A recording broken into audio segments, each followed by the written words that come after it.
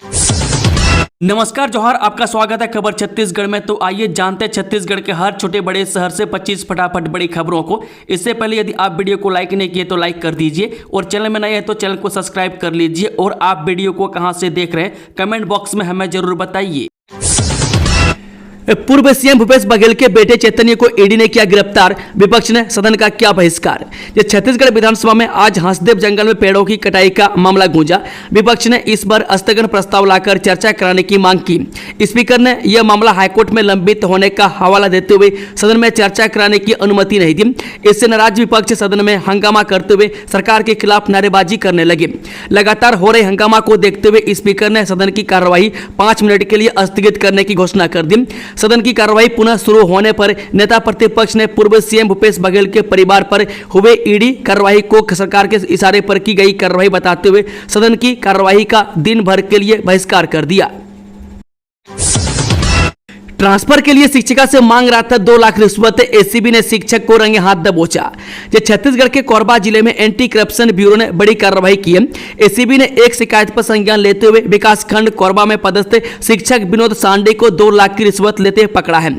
उसने बेला गांव की एक शिक्षिका से यह रकम ट्रांसफर करने के नाम पर ली थी। बता दें कि एंटी करप्शन की जानकारी में यह मामला है और इस आधार पर यह कार्रवाई की गई है। जिले में मध्याह्न भोजन का बुरा हाल, बच्चों को हर दिन परोसा जा रहे हैं सिर्फ आलू मखना। एक तरफ छत्तीसगढ़ सरकार शिक्षा व्यवस्था को सुधारने के लिए सरकारी स्कूलों में करोड़ों रुपए खर्च कर रही है। स्मार्ट क्लास, यूनिफॉर्म, फ्री किताबों से लेकर पोषण युक्त मध्याह्न भोजन तक की योजनाएं चलाई जा रही है। लेकिन जमीनी हकीकत क्या है, इसकी एक वानगी महासमुंद जिले के चनाट मिडिल स्कूल में देखने को मिली है, जहां बच्चों के भोजन से समझौता किया जा रहा है और मामला इतना गंभीर है कि अब गांव वालों को शिकायत करनी पड़ रही है।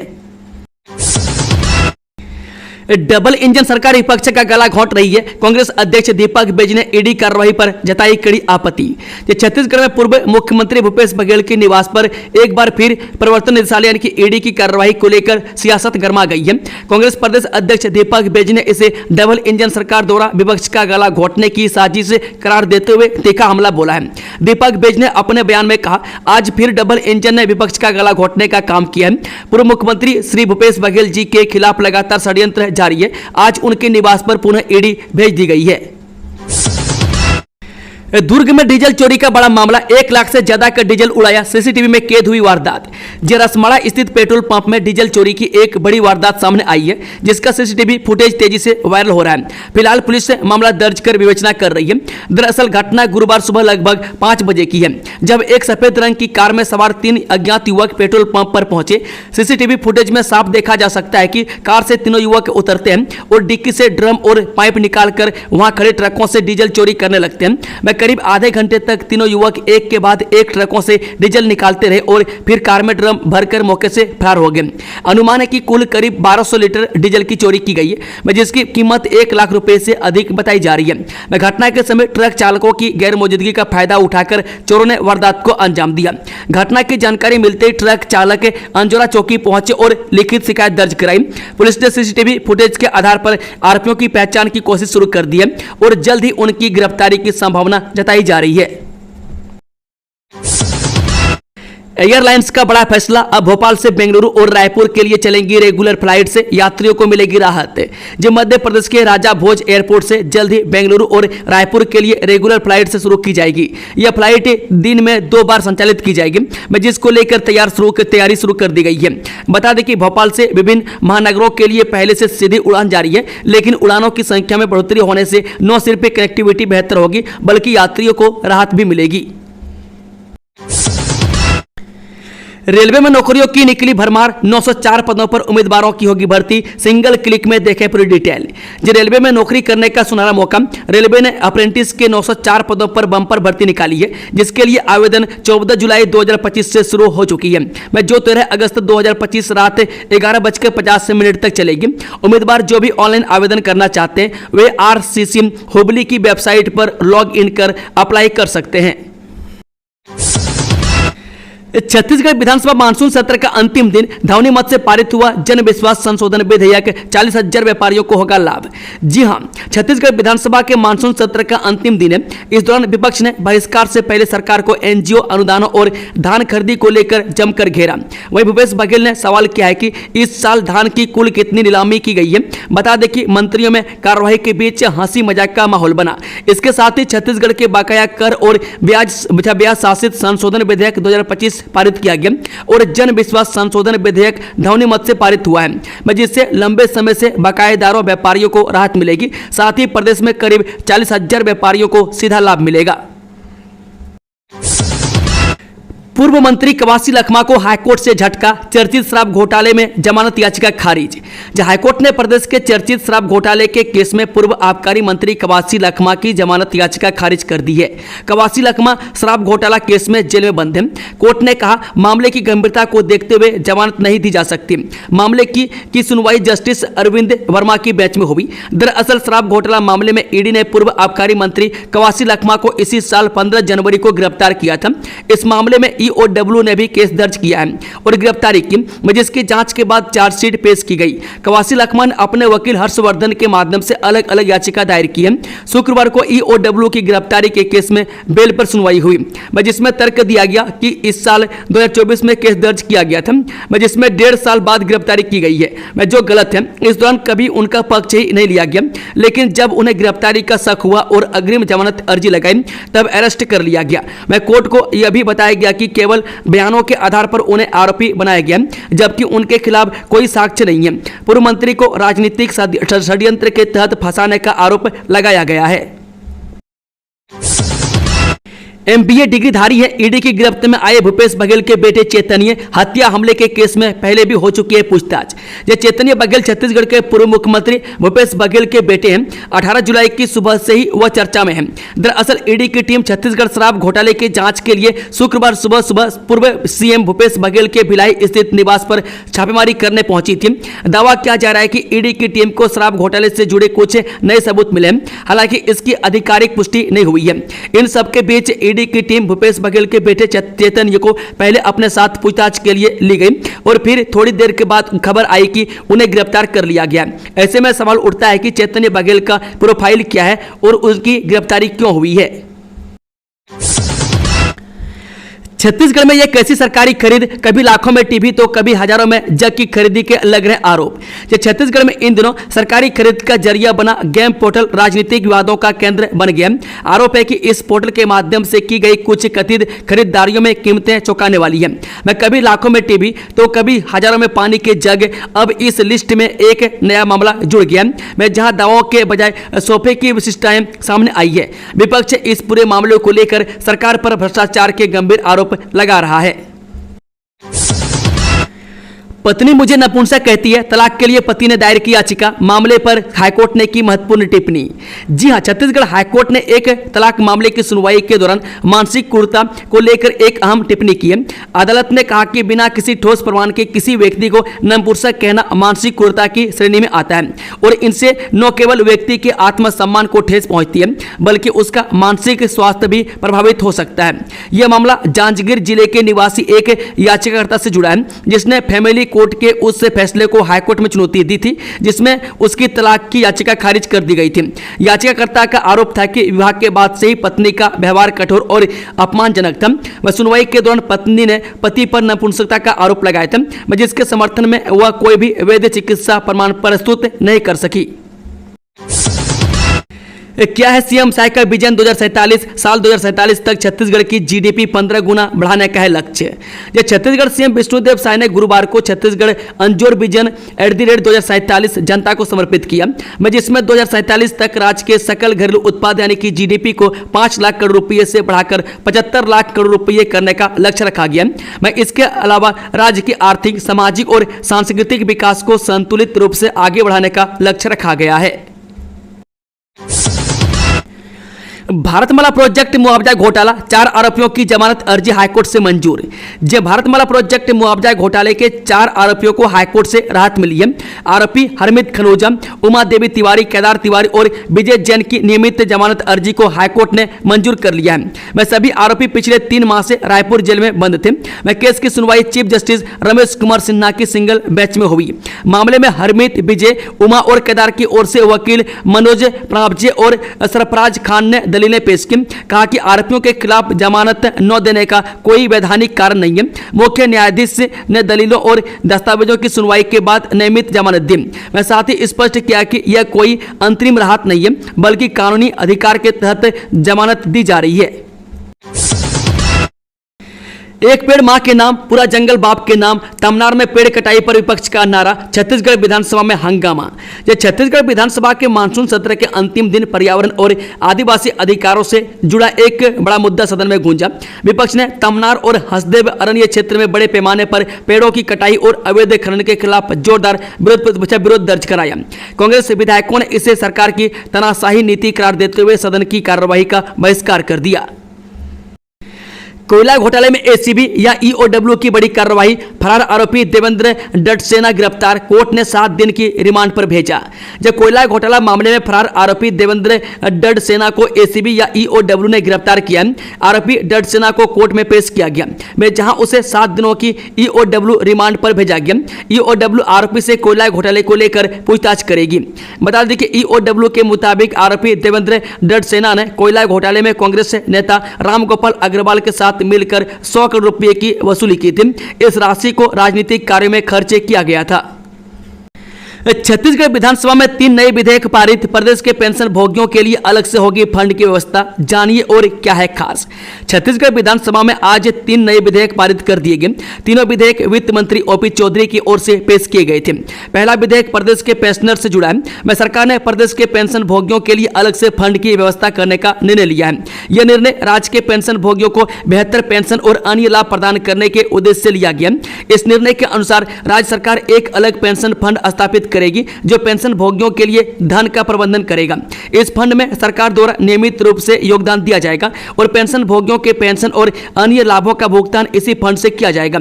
इस तरह का कानून बनाने वाला छत्तीसगढ़ देश का पहला राज्य भी बन गया है। छत्तीसगढ़ में हर साल करीब 10,15 करोड़ रुपये पेंशनर के लिए खर्च होते हैं। चेतनी बघेल की गिरफ्तारी के विरोध में गरजे कांग्रेसी, कल ईडी के खिलाफ प्रदेश भर में पुतला दहन।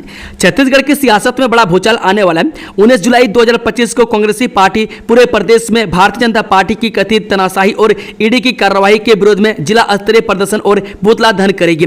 छत्तीसगढ़ प्रदेश कांग्रेस कमेटी ने इसकी आधिकारिक घोषणा करते हुए सभी जिलों को सख्त निर्देश जारी किए हैं। कांग्रेस ने ईडी की कार्रवाई को भाजपा सरकार की साजिश बताते हुए कहा है कि यह सब अखिल भारतीय कांग्रेस पार्टी के महासचिव और पूर्व मुख्यमंत्री भूपेश बघेल के परिवार पर राजनीतिक प्रतिशोध के तहत किया जा रहा है। इसी के विरोध में पूरे छत्तीसगढ़ के हर जिले में कांग्रेस जन सड़कों पर उतरेंगे और ईडी के खिलाफ पुतला दहन कर जन विरोधी दर्ज कराएंगे।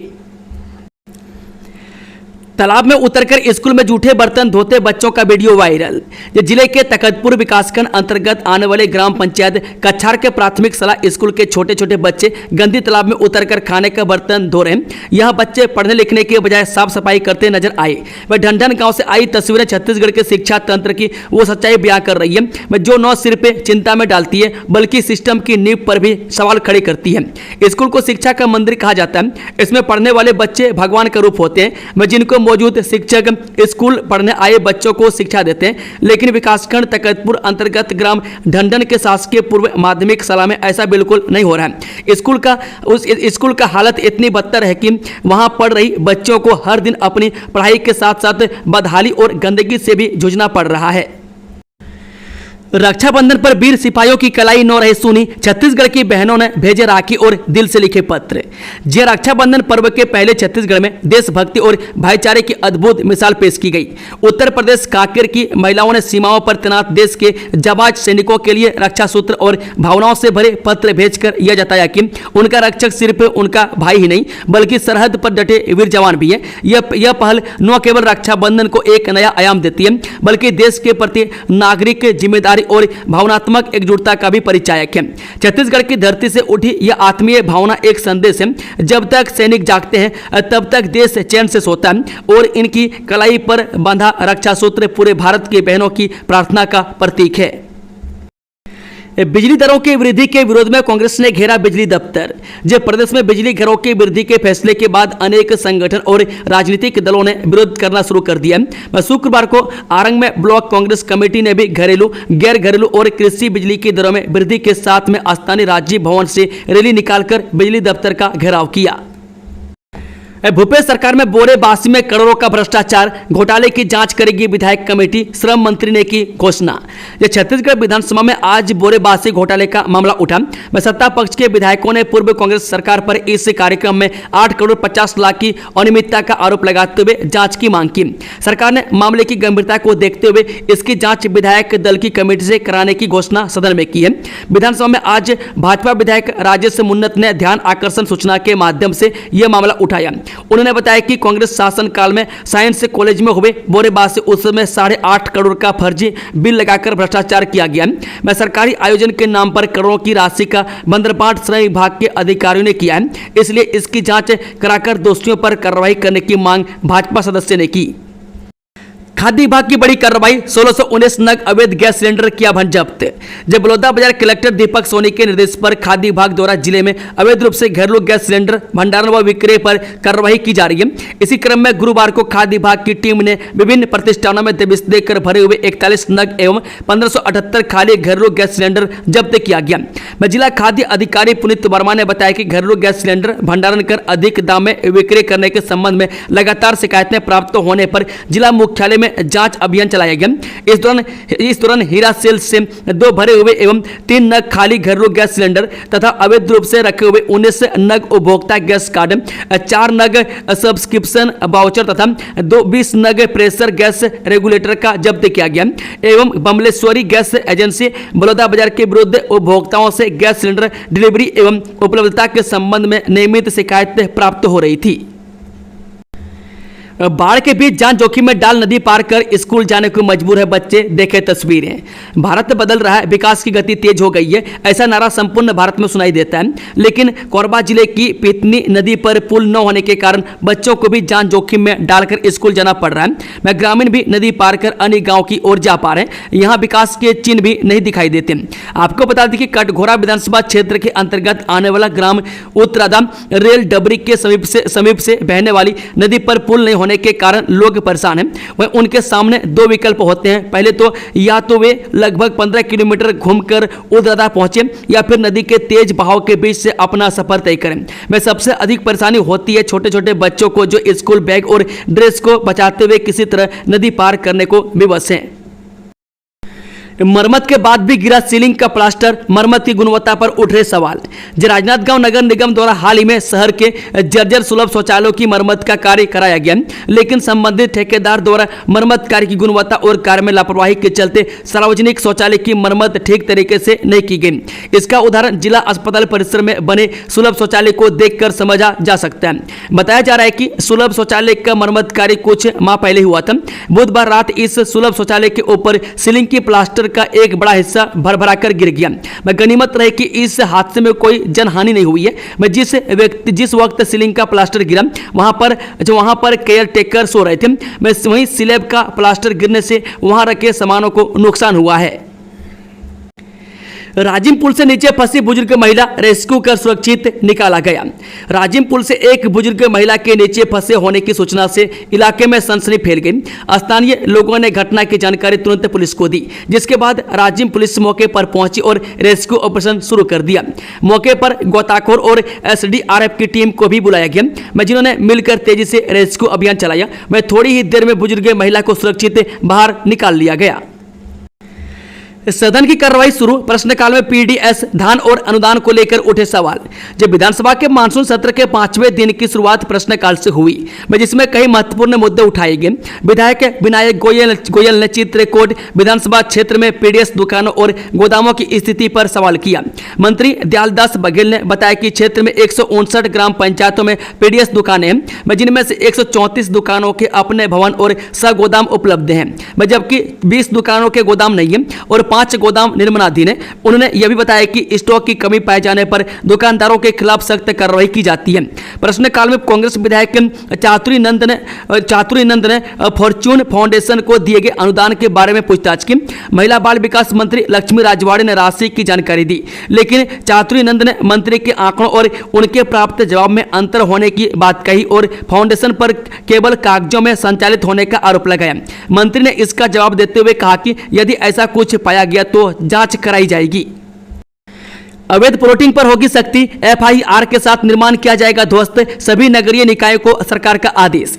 ये छत्तीसगढ़ के शहरी इलाकों में अब अवैध प्लॉटिंग पर सख्ती की जाएगी। इस तरह के मामले सामने आने पर सबसे पहले FIR करवाई जाएगी।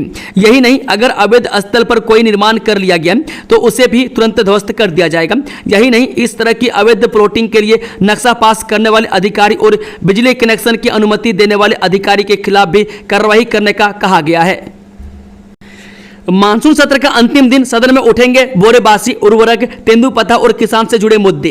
यह छत्तीसगढ़ विधानसभा के मानसून सत्र का आज 5वां और अंतिम दिन है। आखिरी दिन भी सदन में हलचल तेज रहेगी, क्योंकि जनहित से जुड़े कई अहम मुद्दे पर सरकार को घेरा जाएगा और जवाब तलब किया जाएगा।